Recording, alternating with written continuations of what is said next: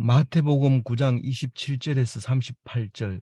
예수께서 거기에서 떠나가실새 두 맹인이 따라오며 소리질러 이르되 다윗의 자손이여 우리를 불쌍히 여기소서 하더니, 오늘은 아, 두, 두 맹인 이야기가 나오고요. 귀신 들려 말 못하는 벙어리 이야기가 나오고, 끝에 가서 예수님의 3대 사역에 대해서 이야기가 나옵니다. 어, 뭐 어디를 읽거나 우리는 예수님이 하나님이시다. 그리고 하나님이 우리를 사랑하시고 우리를 위하여 오셨다. 그런 이야기뿐이죠. 뭐 다른 얘기 없습니다. 그런데 그것을 알고 있는 것 같은데 우리가 모르니까 우리가 자세하게 말씀하시고 또 말씀하시고 그러는 거죠. 그래서 오늘 음, 말씀을 하기 전에 어제 뭘 묵상했는지 한번 볼까요? 어, 제자들이 금식하는데 왜 금식을 안 하느냐? 그렇게 얘기를 합니다. 누가 그런 얘기를 했어요? 요한의 요한의 제자 제자들이 그렇게 바리새인. 물어봅니다. 예, 바리새인들도 그렇게 이상하게 생각합니다. 율법으로 보면은 금식해야 되지만 예수님이 와 있는 동안에는 기쁩니다. 그리고 예수님이 죽으면 몰라도 살아있는 동안에는 금식할 필요가 없어요. 날마다 기쁘니까요. 예수님과 함께하면 늘 기쁘고 불평 불만이 없는 그런 거기 때문에. 그러나 예수님의 빼앗기거나 십자가에 돌아가시거나 그러면 우리는 금식을 해야 되는데, 뭐 많이 할 필요 없어요. 한 3일만 하면 우리는 하나님께서 어, 약속하신 죽은 자 가운데서 다시 살리는 것을 우리가 믿고 있었던 것을 우리는 알 수 있습니다. 그리고 그 야이로의 딸이 살아났을 때 여섯 명입니까? 6명이 들어가서 달리다굼 해서 일어나서 살리는, 죽은 딸을 살리는 그런 것을 어제 묵상을 했습니다. 오늘은 이 두 맹인을 보면서 어떤 생각이 들을까요? 우선 맹인은 다른 사람한테 얘기하지 않은 말 한마디를 했습니다. 다윗의 자손이요, 이렇게 말한 것 때문에 예수님이 그 믿음을 보고 이제 그 눈을 보게 만듭니다. 나 남이 못 본 것을 보았고 하는 그 두 맹인은 보는 눈이 다른 사람보다 훨씬 더 예리했던 것을 알 수 있습니다. 어, 그래서 가장 중요한 게 뭘 봤어요? 다윗의 자손이라는 사실을 알게 되고, 예수님은 아직은 그 말을 발설하면 안 되고, 그것을 아는 사람이 이 두 명이라도 있으니까 나는 온 것이 예, 헛되지 않다. 음, 그런 마음을 가지고 있었던 거죠. 두 사람. 한 사람은 좀 어렵습니다. 한 사람은 어렵지만 두 사람은 가능합니다. 그 얘기를 하는 겁니다. 두 맹인이 따라오며 소리질러 다윗의 자손이여 우리를 불쌍히 여기소서. 맹인이 혼자 있으면 잘 모르는데 둘이 있으면 서로 나눔을 합니다. 우리를 이렇게 구원할 사람이 있느냐? 안 못 보는 사람이 보게 되는 날이 있다고 했는데 성경에 그 날이 언제일까? 오늘이 혹시 그 날이 아닐까? 아니야, 소문 들어보니까 오신 것 같아. 분명히 우리 눈을 밝게 해주실 거야. 그렇게 생각을 하고 어, 소문을 듣고 따라오면서 이게 틀림없이 다윗의 자손이 확실하다고 생각을 하고 이제 소리를 지르는 거죠. 다윗의 자손이 거듭 이 확실하면 우리를 눈을 뜨게 할 것이다 라는 그런 믿음으로 소리를 지르는 거죠. 원래 소리 지르면 제자들이 그냥 안 놔두죠. 조용해 이렇게 하는데 상관없습니다. 지금 내가 사느냐 죽느냐기 때문에 남들이 뭐 얘기하는 거 그 상관없습니다. 마태복음 18장 20절 같이 읽어볼게요. 두세 사람이 내 이름으로 모인 곳에는 나도 그들 중에 있느니라. 혼자서는 안 됩니다. 그래서 성도가 서로 교통해야 됩니다. 그래서 아무리 어려운 일이 있더라도 드러내놓고 얘기를 해야 됩니다. 그래서 혼자 끙끙 앓으면 안 됩니다. 어떤 경우에는요, 말을 꺼내는 순간 음, 성도들에게 뭐 다른 사람한테 그러면 안 됩니다. 왜냐하면 뭐 다른 사람이라도 우리가 어제 묵상을 했습니다마는, 나눔할 때 그런 얘기가 나왔습니다마는, 말해가지고 안 되면 그거는 말하면 안 됩니다. 말해도 안 되는 이 막 폐역을 부르고 있는데 그 앞에서 하나님께서 이웃을 사랑하라 했다 이렇게 하면 어떻게 됩니까? 딸을 이런 걸 준다 하면서 돼지가 진주를 씹어 먹다가 화가 나가지고 주인을 막 물으려고 하는 거나 마찬가지입니다. 근데 절대로 그런 말을 하면 안 됩니다. 까지 참고 기다려야 됩니다. 이 돼지가 마음에 들어서 진주를 주고 싶어도 주면 안 되는 거죠.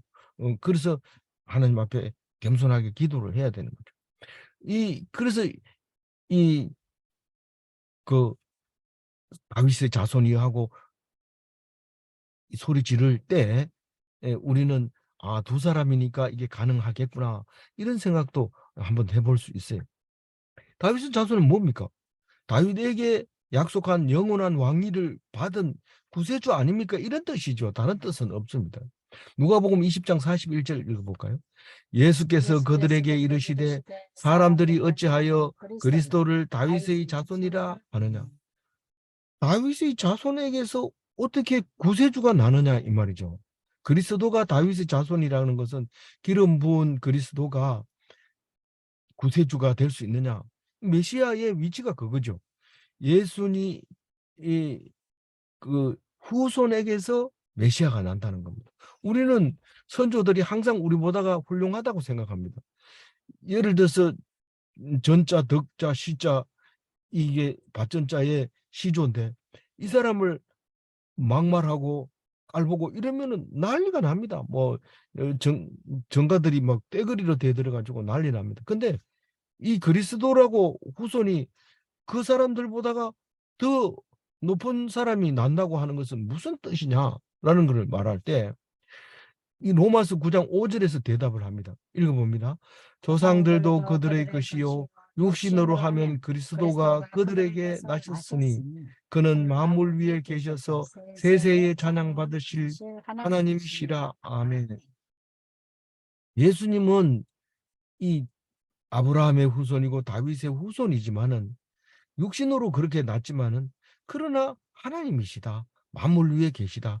세세토록 찬양받으실 분이다라고 얘기를 하게 될 때 우리가 다윗의 자손이여 하고 소리 지른 것이 이게 만만한 말이 아닙니다. 이 보통 말이 아니라는 거죠. 28절 읽어봅니다.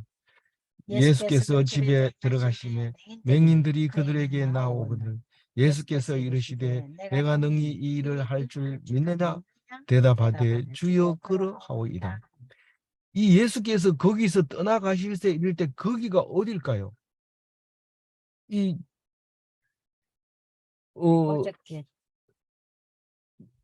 저기 가버나움에 있었죠. 가버나움에 있다가 그 관리들 관리의 딸 야이로의 딸을 고치고 거기서 떠나가실 때 어디로 갔을까요? 이 가버나움으로 본 고향이라고 안 하고 본 동네라고 얘기를 했죠. 본 동네에 갔을 때 가가지고 집에 들어갔을 때 맹인이 그들에게 나왔다. 떠나갈 때 이 소리 지르던 사람이 집에 들어가니까 나왔다는 얘기는 집에 들어왔다는 얘기예요. 그러니까 예수님인대로 가까이 왔다는 뜻입니다. 그 맹인들이 예수님께 오거늘 이런 말이죠. 그러니까 예수님이 안 그래도 좀 신경이 쓰이는데 집까지 따라왔어요. 와가지고 오니까 예수님이 그냥 못 본 척하지 않고 가까이 가서 그렇게 얘기를 하죠.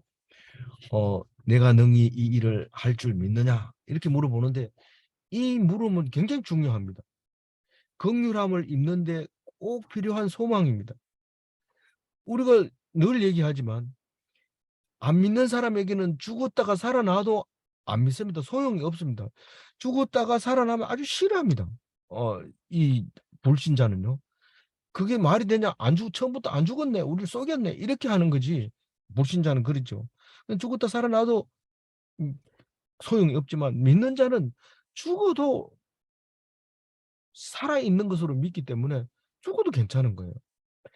그러니까 우리는 이 사람에게 내가 능히 이 일을 할 줄 믿느냐, 이 말은 내가 능력이 있으면서 그 일을 하겠느냐 이 말이에요. 능력이 있다고 할 수 있는 게 아니고, 능력 있는 것을 믿으면 물론이고, 그것을 맹인을 병을 고칠 거라고 네가 믿느냐, 이렇게 묻는 거예요. 그럼 이것이 예스 이래야지 긍휼함을 입지. 뭐 난 모르겠는데 한번 해보세요. 내가 잘 보이면 그건 할 수 있는 거고, 그런 거 아닙니까? 나를 좀 보이게 해주세요. 이렇게 하면 이 자격이 안 되는 거예요. 믿는다. 믿으면 보이는 거예요. 믿으면 보이는 거예요. 권능자의 공유를, 능력이 있는 사람, 능력이 있으면서 불쌍히 여기는 그 사람을 믿는 거죠. 그걸 물어보는 거죠. 그렇다. 이렇게 얘기할 때 29절 읽어봅니다. 예, 예수께서 그들의 눈을 만지시며 이르시되 너희 믿음대로 되라 하시니. 예수님이 우리에게 가르치는 거, 하나님이 우리에게 당부하는 거 딱 한 가지입니다. 뭐 굉장히 복잡할 것 같은데 그게 아니고 믿는 대로 될 것이고, 말한 대로 될 것이고, 기도한 대로 될 거다. 그것만 얘기를 합니다. 말을 합니다. 그러면서 이 맹인을 눈을 만졌어요. 이렇게 눈을 딱, 다른 데는 뭐 침 바르다가 진흙에 이겨가지고 이렇게 바르기도 하고 뭐 그런데 이 사람은 그냥 눈을 만졌다고 마태는 그렇게 얘기합니다. 그게 뭐 더러워서 얘기를 안 했는지도 그건 모르겠어요. 다른 데는 뭐 있는 걸로 봐가지고는 그런 거예요. 마가복음 12장 27절 한번 읽어볼까요? 하나님은 죽은 자의 하나님 아니요 살아있는 자의 하나님이시라. 네. 너희가 크게 오해하였도다 하시니라. 이게 무슨 말이냐면요. 그 믿음대로 되리라, 말한 대로 되리라, 기도한 대로 되리라 이러면 죽은 자는 그게 기도가 안 돼요. 그런데 살아 있을 때 기도하는 거예요. 죽은 뒤에는 소용없어요, 하나님. 그래서 산자의 하나님이다. 이거 언제 이게 마가복음 12장 27절을 얘기했어요? 이 죽은 뒤에 여러 남자하고 결혼했는데 천국 가면 누구하고 결혼합니까? 이렇게 물었을 때 너희들이 크게 오해하였다. 이렇게 얘기하면서 살아있는 하나님이지 죽은 자의 하나님이 아니다라고 얘기를 그때 예수님이 하신 거죠. 그리고 누가복음 20장 38절 한번 읽어볼까요? 하나님은 죽은 자의 하나님이 아니요 살아있는 자의 하나님이시라. 하나님에게는 모든 사람이 살아있느니라 하시니라. 하나님에게는 모든 사람이 살아있는 거예요. 죽어있는 사람이 하나, 먼지가 됐는데 그것도 하나님이 살리려고 하면 살리는 거다. 그러니까 모든 사람이 살아있다는 거예요. 우리가 볼 때는 죽은 것처럼 보이지만 하나님에게는 살아있다고 얘기를 합니다. 죽은 자는 하나님이 없어요. 아니 살아있어도 죽은 사람이 있고 먼지가 돼도 산 사람이 있다, 이런 말입니다. 분명하게 얘기를 하고 있는 거예요. 산자의 하나님이다라는 거예요. 그러면서 장례 치르는 것, 장사하는 것은 죽은 자가 하는 것이다. 하나님이 없는 자들이 장례를 치르는 거지, 하나님을 모신 사람이 장례식에 울고 불고 소리 지르고 피리 불고 뭐 고가는 사람 데리고 오고 또 뭐죠? 헌화 떠드는 소리 내고 막 이렇게 안 한다는 거예요. 장례식 그런 거 없어요. 그냥 성경책 펴놓고 찬송가 부르고 요단강 건너가 만날이 먼저 가고 나중 가고 또 만날 것이다, 이렇게 그렇게 기도하는 거, 그거만 있는 거죠. 그러니 우리는 그 장례라는 게 어떤 거라는 것을 분명하고 확실하게 예수님이 가르쳐 줍니다. 쩔쩔매고 그러면 안 돼요. 그 장례식장에서 우리는 예수 믿는 사람으로서 당당하게 찬송 부르고 영광 돌리고 3일 동안 끝나고 나서 그리고 집에 와가지고는 멀쩡하게 어머니 다녀왔습니다, 아버지 다녀왔습니다, 그렇게, 왜냐하면 안 죽었기 때문에 그렇게 말할 수 있는 거죠. 기쁜 마음으로 하루를 살 수 있는 거죠. 30절 읽어봅니다. 그 눈들이 밝아진지라 예수께서 엄히 경고하시되 삼가 아무에게도 알리지 말라 하셨으나. 맹인이 눈을 뜰 때 언제 떴어요? 바로 떴어요. 그게 믿음이 들어가는 순간 바로 뜹니다. 이게 다윗의 후손임을 즉각 알아내는 순간 밝아졌는데, 알아내는 순간 밝아졌을까요? 밝아지고 나서 하나님 다윗의 후손인지 알았을까요? 거의 빛의 속도로 동시에 일어나는 겁니다. 이게 눈이 남들은 못 보죠. 그 볼 수 있는 눈을 뜨게 된 거죠. 근데 이거를 다니면서 얘기하지 말라는 거예요. 왜냐하면 얘기하면 어떻게 돼요? 바로 십자가를 져야 됩니다. 아직은 사역할 기간이 좀 남았으니까 알리지 마라. 그런다고 해가지고 안 알려집니까? 31절 읽어봅니다. 그들이 그들이 나가서 나가서 예수의 소문을 그 그 온 온 땅에 땅에 퍼뜨리니, 퍼뜨립니다. 뭐 하지 말라는데 예수님한테 억하 심정이 있어서 그게 반대로 막 이렇게 얘기했을까요? 그게 아니에요. 좋은 건 감출 수 없죠. 그거는 네, 감출 수 없다. 이게 이 마태복음에 나와요. 10장 26절에 나오는데 한번 미리 읽어봅니다. 그런즉 너희를 하지 말라. 감추인 것이 드러나지 않은 것이 없고 숨은 것이 알려지지 않는 것이 없느니라. 그래서 세상 일을 너무 억지로 하면 안 돼요. 뭐 이렇게 하면 이렇게 될 테니까 저렇게 해자 이러고 막 떼쓰고 어거지 쓰면 우리 특히 잘 알고 있는 거 조삼모사라는 게 있었죠. 그런 거는 그 속에서 헤매고 허덕거릴 필요 없어요. 오늘 적게 받으면 나중에 많이 주는 거고 오늘 많이 받으면 나중에 적게 받는 거기 때문에 그렇게 죽으라고 떼쓰고 막 데모하고 이래가지고 아침에 많이 받아봐야 나중에 적게 받는 거예요. 우리가 이 땅에서 영광을 받으면 결국은 천국 가서 받을 게 없어요. 그러나 이 땅에서 손해보면 하나님 다 챙겨줍니다. 하나님이 챙겨주는데 얼마나 기쁠까요? 우리는 열심히 했는데 잃어버리면 얼마나 기분 나쁠까요? 우리가 안 챙겼는데 챙겨줘서 기분 좋은 게 나아요. 열심히 챙겼는데 기분 나쁜 게 나아요. 우리 아무리 챙겨보세요. 돈 엄청 많이 벌었다고 합시다. 그게 기분 좋을 것 같아요. 나 돈 많이 가지고 좀 써보면 남들이 존경해 줄 줄 아는데 짜장면 사주면 볶음밥 사달라고 해요. 뭐 그거는 어쩔 수 없어요. 그거는 뭐 아무리 돈을 써도 소용없고 남에게 잘 보이려고 돈을 써봐야 헛일이에요. 그러니까 하나님이 다 맡기고 엄청 기쁜 것을 얻으려고 하면 됩니다. 우리가 누구에게 잘하려고 하지 마세요. 뭐 우리가 어른 모실 때도 그렇고 또 누구를 만났을 때도 그렇습니다. 잘 보이려고 하면 결국은 돌아오는 건 기분 나쁜 거 이런 거 돌아옵니다. 그런데 하나님이 하라는 대로 꾸벅꾸벅 하늘나라에서 먼저 가면 하늘나라 먼저 가는 거죠. 뭐 우린 뭐 조금 이따 따라가는 거죠. 뭐 조금 먼저 간다고 뭐 큰 소리 치지 마세요. 우리도 다 가는데 나중에는 우리 같은 자식도 없어요. 뭐 이러면서 당당하게 얘기하는 거고. 어 오늘 면제부가 그런 거죠. 그러니까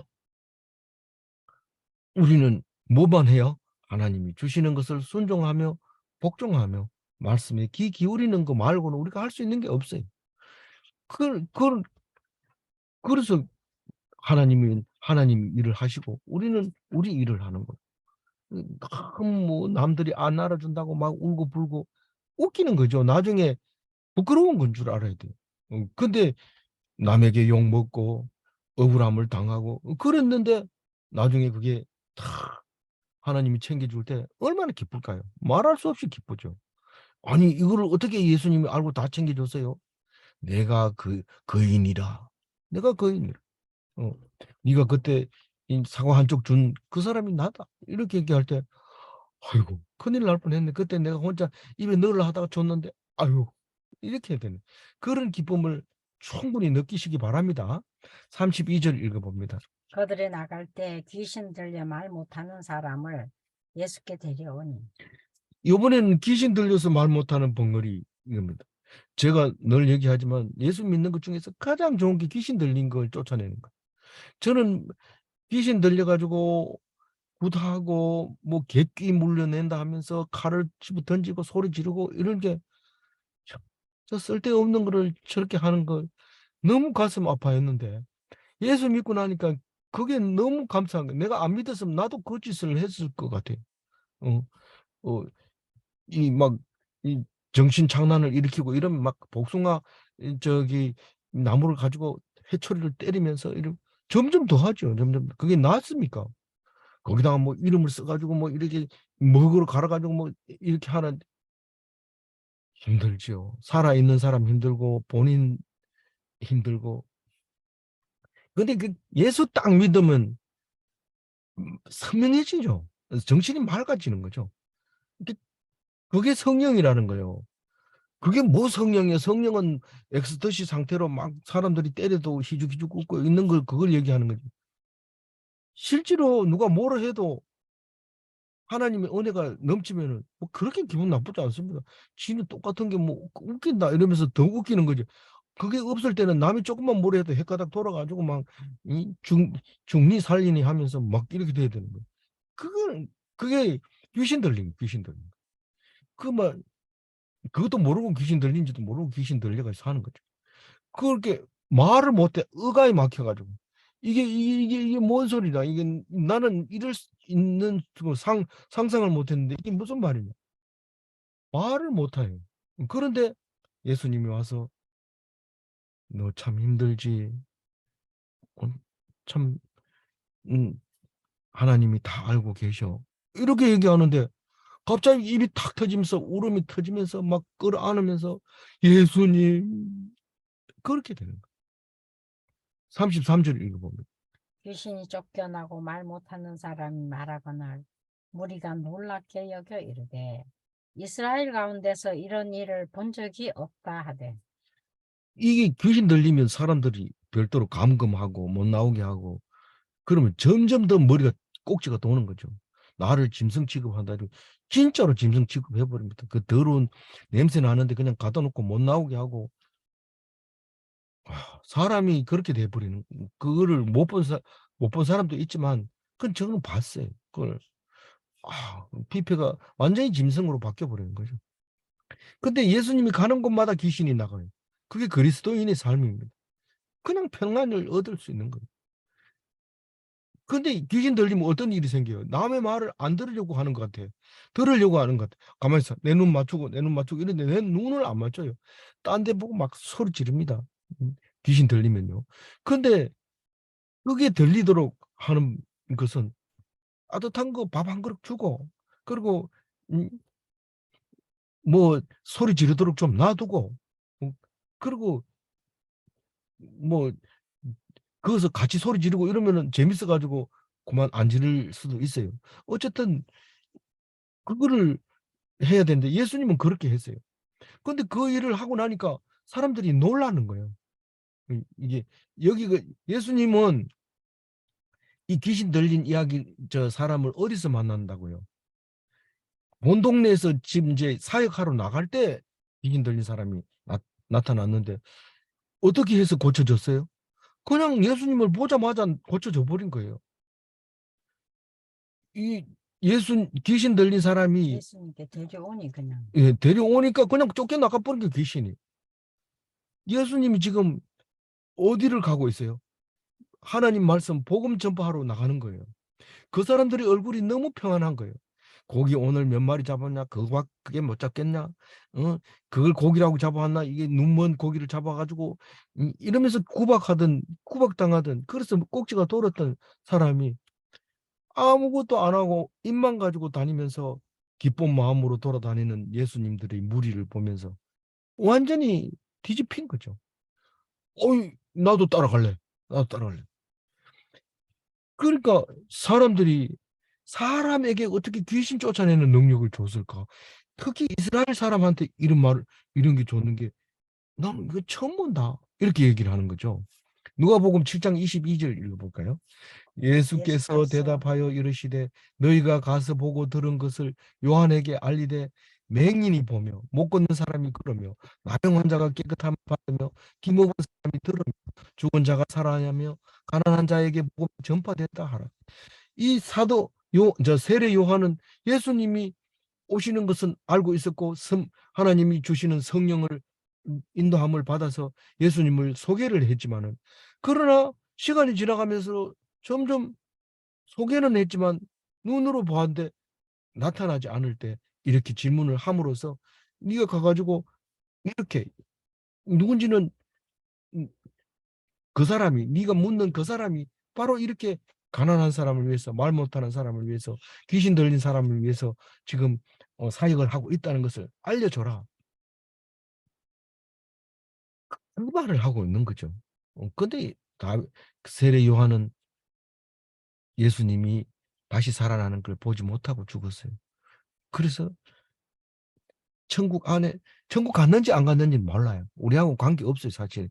세례 요한이 갔느냐 안 갔느냐 그건 우리하고 관계 없지만, 갔다면 예수님이 부활하신 그 상황을 본 사람하고는 완전히 다른 천국을 살고 있는, 등급이 다른 그것을 사는 것은 확실하다는 것을 우리가 알 수 있습니다.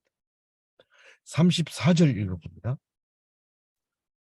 바리새인들은 이르되 그가 귀신의 왕을 의지하여 귀신을 쫓아낸다 하더라. 이 마태복음은 미리 써져서 이 말을 자세하게 안 썼지만, 마태복음을 많이 읽고 다시 쓴 복음, 누가복음이나 이런 데 보면은 바알세불이라고 이래요. 저 사람이 바알세불의 그 힘을 입어서 귀신을 쫓아낸다. 그렇게 얘기하니까 12장 27절에 이렇게 얘기해요. 읽어봅니다. 또 내가 바알세불을 힘입어 귀신을 쫓아내면 너희의 아들들은 누구의 누구를 힘입어 쫓아내느냐? 그러므로 그들이 너희의 재판관이 되리라. 근데 이스라엘 사람들이 귀신을 쫓아내요. 죽기를 한단 말이에요. 그 죽기의 은사들이 받은 사람이 있어요. 어쨌거나 귀신을 쫓아내는 그런 게 있는데, 왜 내가 귀신을 쫓아내면 왜 바알세불이, 그러니까 귀신의 왕이라는 거죠. 귀신의 왕이 쫓아낸다고 말하느냐. 말 같은 소리를 좀 해라. 그러면 너희들의 자식들은 전부 바리대왕이냐 바알세불이냐 이렇게 물어보는 거예요. 그 말을 못하는 거죠. 말을 못하는 거죠. 나도 유대인이고 너희들 바리새인들 중에서도 귀신 쫓아낸 사람이 있는데, 내가 귀신 쫓아내면 바울세불 귀신이냐, 바리 대왕이냐 이렇게 말하니까 그렇게 이 사람들이 말하고 있었던 거죠. 사람은 그냥 놀리는 거죠. 미워하는 거죠. 35절 읽어봅니다. 예수께서 모든 도시와 마을에 두루 다니사 그들의 회당에서 가르치시며 천국 복음을 전파하시며 모든 병과 모든 약한 것을 고치시니라. 이게 앞에도 나왔죠? 나왔는데 예수님의 3대 사역을 또 반복해서 말합니다. 말씀을 가르치며 복음을 전파하며 병을 고치며 도시와 마을 회당에서 말씀을 합니다.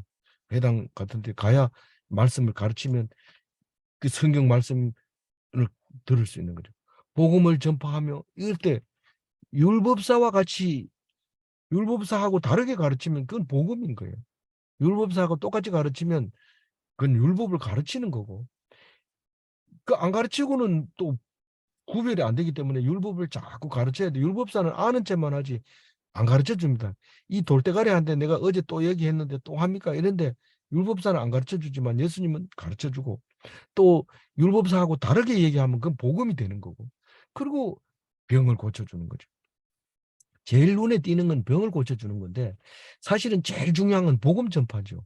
근데 복음은 율법 때문에 복음이 되는 거고, 율법이 없이는 복음이 될 수 없는 거예요. 율법이 무거운 짐을 지고 있을 때 복음이 와서 가볍게 해줄 때 복음이 되는 거예요. 그래서 티칭과 프리칭과 힐링이 3대 사역입니다. 선교사들은 꼭 이 말씀을 가지고 우리는 세 가지를 잘 하고 있는가, 이런 점검을 하면서 이렇게 사역하는 것을 볼 수 있습니다. 36절 읽어봅니다. 무리를 보시고 불쌍히 여기시니, 이는 그들이 목자 없는 양과 같이 고생하며 기신합니다. 이제 오늘 이 말씀이 끝나면, 오늘 38절 얘기 끝나면 그 다음부터는 제자들을 파송하는 이야기가 나오는데, 이 목자 없는 양같이 고생 기진하는 불쌍히 여기는 무리들을 너희들이 하나님께로 데리고 오라. 그리고 전파를 하는 거죠. 12제자에게. 그래서 왜 불쌍히 여겨야 됩니까? 가가지고 하나님이 너희를 불쌍히 여기니까 너희들을 내가 하나님께로 인도할게.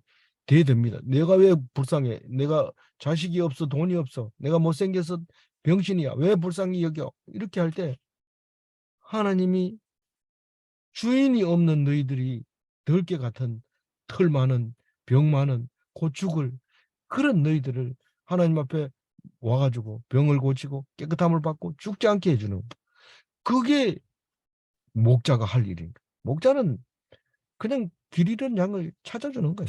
예, 그렇게 구세주를 만난 무리들을 보고 불쌍히 여기고 있는 거죠. 37절 읽어봅니다.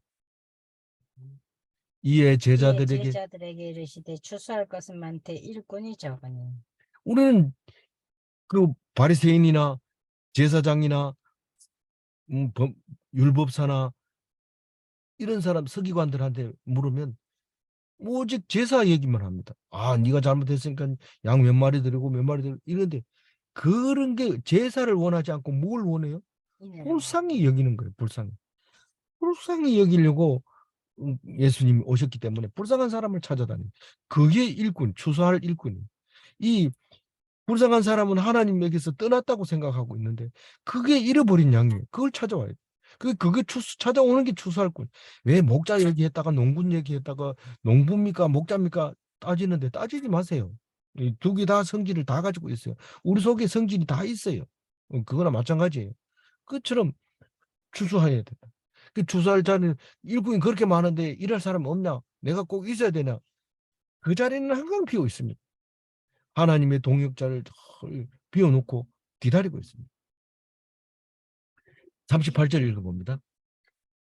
그러므로 추수하는 주인에게 정하여 추수할 일꾼을 보내주소서 하십니다. 어떻게 하라고요? 늘 기도하라.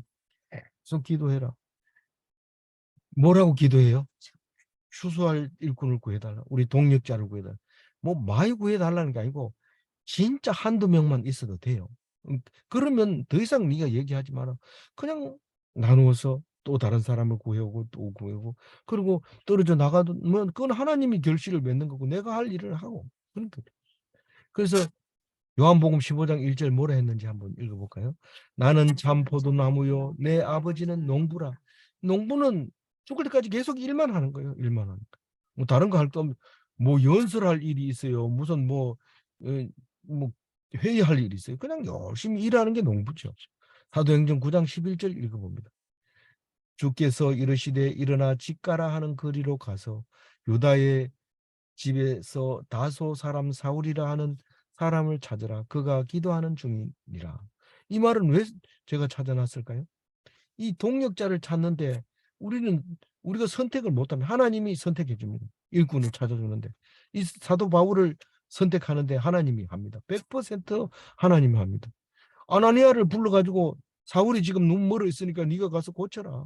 그리고 하나님 말씀 전해줘라. 이 아나니아라는 사람은 존경받는 사람이라고 말하고 있어요. 이 사람은 아나니아라는 성경에 세 사람이 나오는데 아나니아와 삽비라는 거짓으로 재산을 들이다가 죽은 적사한 사람이고, 이 아나니아는 사울을 기름 부어서 회개하고 하나님께 돌아온 한 사람이고, 이 아나니아라는 선지자가 나중에 또 있는데 그런 그 세 사람 중에서 이 사람은 사울을 동역자로 만드는 훌륭한 동역자를 만들었죠. 기도하니까 이런 동역자가 보내줍니다. 그러므로 추수하는 주인이 누굽니까? 하나님. 하나님에게 기도하면 동역자를 붙여준다. 낙심하지 마시기 바랍니다. 이 일꾼을 보내주셔서 하나님도 일꾼 엄청 많이 대기해놓고 있습니다. 7,000명. 우리는 몰라서 그런데 7,000명이 있습니다. 알아보면 다 나옵니다. 하나님이 직접 얘기합니다. 네 혼자라고 생각하지 마라. 바알에게 무릎 꿇지 않은 7,000명이 있다. 그 얘기를 할 때 정신이 붙들라고 눈앞에 있는 거 먹고 기운 차리는 거죠. 38절 다시 한번 읽고 마무리할게요. 그러므로 추수하는 주인에게 정하여 추수할 일꾼들을 보내주소서 하라 하시니라. 우리가 사명이 없이 열심히 교회 생활을 하면 그건 종교죠. 근데 기독인은 사명을 가지고 죽을 때까지 일하는 농부처럼. 농부는 뭐 이제 내가 60살 됐으니까 이제 일 안 할 거다. 그런 농부는 그건 가짜 농부고 그건 사기꾼 농부입니다. 일 안 하는 거 없어요. 죽을 때까지 하는 게 농부예요. 목자도 마찬가지입니다. 잃어버린 양을 구하다가 그 자리에서 죽으면 그게 목자로서 잘한 거예요. 그래서 여생을 살아갈 때 기독인의 사명을 가지고 사시기를 바랍니다. 그럼 결코 죽지 않고 영원히 사는 천국으로 들어갈 수 있다는 것을 기억하시고요. 문제를 내면 농부는 평생 농사만 하는가? 그렇습니다. 목자는 항상 이런 양을 찾는 것인가? 목자가 이런 양을 찾으라고 준 거지 뭐 양 잡아먹으라고 목자 준 거 아닙니다. 기억하시고 우리가 하나님 앞에서 온전하게 쓰임받는 일꾼으로서 그리고 하나님께 기도하는 사람으로서 온전히 사역을 위해서 뭐 우리가 걱정할 거 근심할 거 하나도 없어요. 하나님만 의지하고 하나님이 일을 하다가 부르시면 가고 안 부르면 더 하고 하루를 주면 하루를 살고 이틀을 주면 이틀 살고 그렇게 살다가 하나님께 영광 돌리는 그리스도인이 다 되시기 바랍니다. 기도하겠습니다. 하나님 감사합니다. 오늘 우리에게 주신 귀한 말씀 붙잡고 하나님 나라에 갈 수 있도록 도와주옵소서. 우리는 세상 허둥대고 안 죽으려고 발버둥 치다가 죽는 무서운 꼴을 당하지 않게 하시고 부끄러운 꼴을 당하지 않게 하여 주옵소서. 하나님께서는 분명히 기쁜 엄청난 손해본 것들을 다 챙겨놨다가 주려고 준비하고 있는 것을 믿사오니 우리에게 그 믿음을 허락하여 주셔서 크고 놀라운 영광을 보게 하여 주옵소서. 감사하고 우리 주 예수 그리스도 이름으로 기도 올리옵나이다. 아멘.